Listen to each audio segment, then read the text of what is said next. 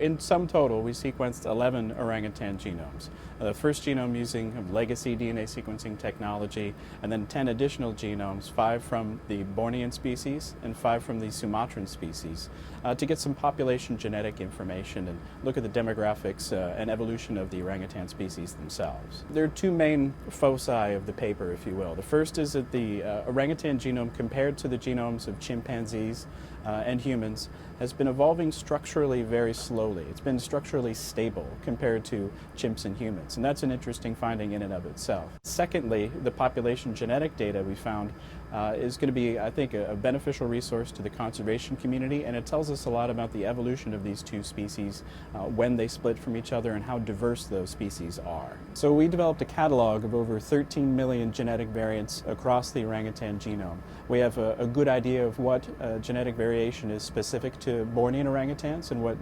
variation is specific to Sumatran orangutans. Trying to maintain genetic diversity in a zoo, you could see, looking at the genetic profile of all the individuals in zoos that you're friendly with and can trade individuals with, as it were, and maintain genetic diversity by an informed breeding program.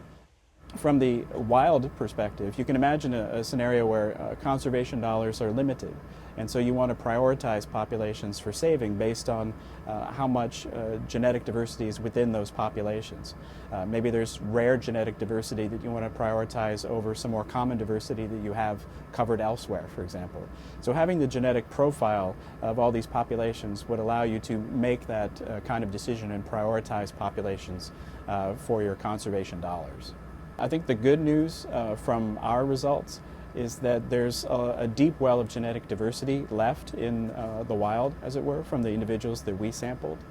And so, conservation efforts, I think, would have a reasonable chance of success compared to some other species that have been thinned down to the point where genetic variation is, the gene pool, if you will, is very shallow. That makes it very dangerous for a species, in a sense. They face a greater chance of extinction when genetic diversity is brought to the razor's edge.